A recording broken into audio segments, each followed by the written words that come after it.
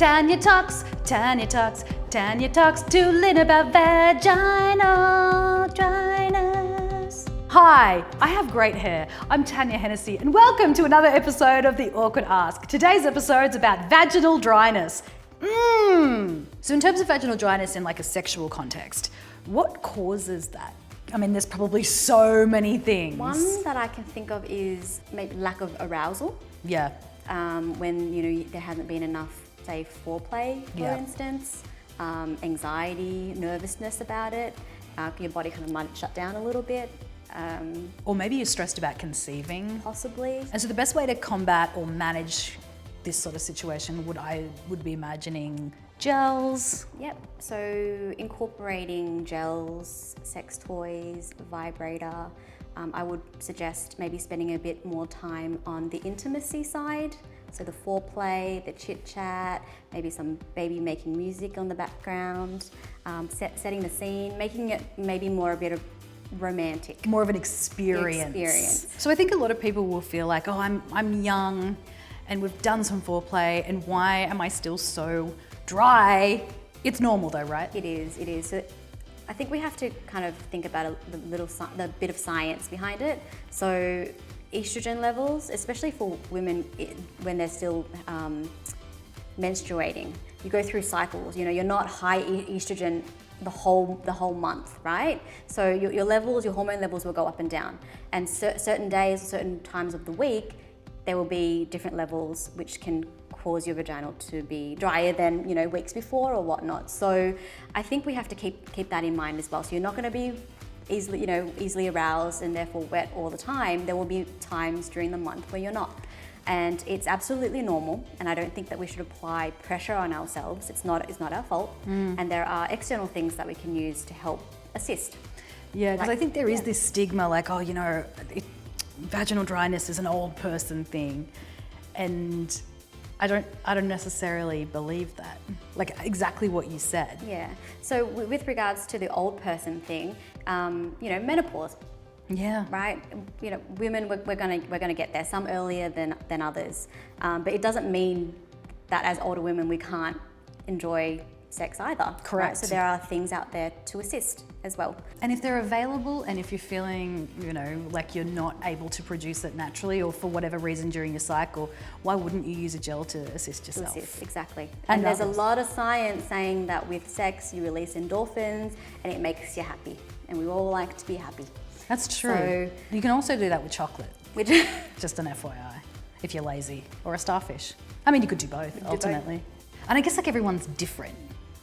And you're talking about cycles, so different people are going to respond to different things, and I don't know if maybe people want to use sex toys. Yeah, vibrators, vibrating rings. There's studded condoms, if that helps as well. But whatever is comfortable with the individual, I think that's really an important message to relay, is that whatever makes you comfortable.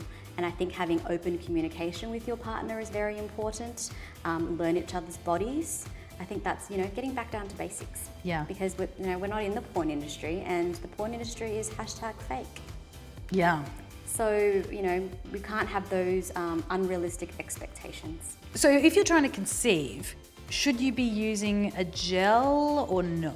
There are certain gels that can reduce the chances of conceiving.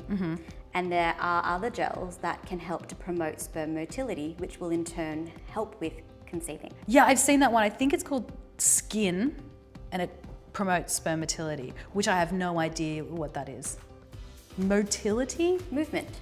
Why don't they just say sperm movement? helps the sperm move. Float, swim faster. Let's talk about making babies. Oh, the babies. We're making them with our bodies. What is the best way to make sure that you fall pregnant, I guess, as quickly as you can? So there are so many things that go into making a baby. It is actually a miracle for a baby to be made. Isn't it? It is. So things have to be the right temperature, the right pH. You have to be healthy. So before even starting to conceive, I think it would be important for the individual to speak to a healthcare professional. Now, whether that's a pharmacist or whether that's your GP, just to make sure you're ready. Okay, and by that I mean things like, are you taking your prenatals? Is your cycle normal? Are you ovulating? So I think it's very important to speak to a healthcare professional even before you start conceiving, just to make sure everything's in order beforehand. And with the men as well, there are vitamins that they can take just to improve health, sperm health. Yeah. So the idea is obviously for the egg and the sperm to meet. To be friends. To be friends. Very good friends, arguably. And so timing is also important. Women can't just get pregnant every day of the week. It's like 2 or 3 days. That's it. It's a very narrow crazy. window. Yeah, so period tracking, tracking your temperature, because they say that when you ovulate, your body temperature spikes ever so slightly. And there is a special thermometer that can track, or that can actually detect that very slight increase. I'm not talking 1 or 2 degrees, I'm talking like 1.2 degrees. Also, the ovulation sticks. Yes. I call that them you pea pee on. sticks. Yep. Pea sticks. Yep. They're pretty good. Yes. Really so they good, detect actually. certain hormones when you ovulate. So this is why I think the Skin O Baby gel is a really good idea that promotes sperm motility, because sometimes when you're ovulating, you go, we've got to do it now, no time for foreplay, quickly, is a genius invention.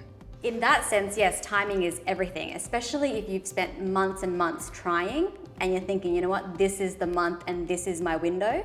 And you're right, if you're not feeling in the mood, something like that could help to create the mood. Yeah, actually, good call. Yep, Oh baby, it's a lubricant. it's on. Okay, let's talk about menopause, the pause. A lot of women over the age of 50 who are going through menopause obviously would suffer with vaginal dryness. That would be something that would come up a lot, I'd imagine. Yeah, so amongst a Many gazillion things. other things that women with menopause go through, 50% experience vaginal dryness.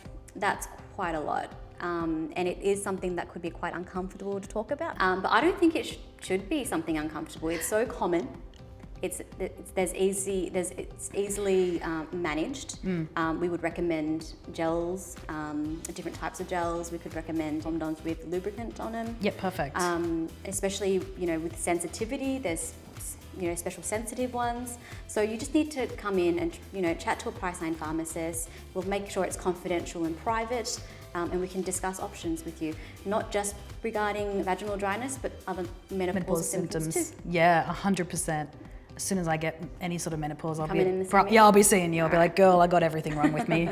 How do I fix myself? So I know we've been talking about vaginal dryness. I just want to make a point that, regardless of what subject it is, whether it's getting the contraceptive pill, wanting to know the side effects, how to take it, like we're specialists in medications, right? So we will kind of go through that with you.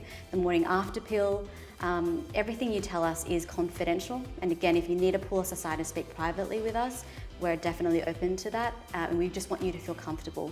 So if we are the first point of call, by all means come in, especially if you don't want to talk to mum or dad or your siblings about it. Yeah.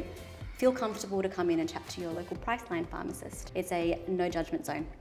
Fact, it really is a non-judgment zone. We joke a lot on this ridiculous show, but it actually is. There's no judgment at Priceline, and that's like one of my favorite things about it.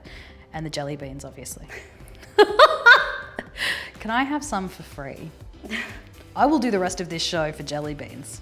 Thank you guys so much for watching this week's episode of The Awkward Ask, talking about vaginal dryness. Full on topic, but hopefully this has made you feel inspired, okay, and confident to go talk to your local Priceline pharmacist. It is a judgment-free zone.